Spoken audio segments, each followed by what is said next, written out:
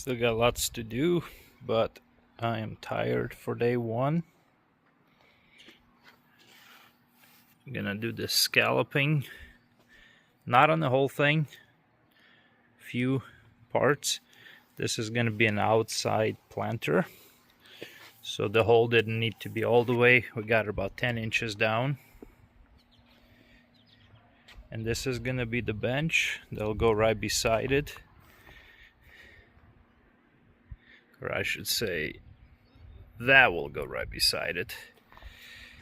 The bench is just roughed in for now. Still need to build some legs, scallop all the sides, and then once it's all done, then the seat will get all carved out nicely.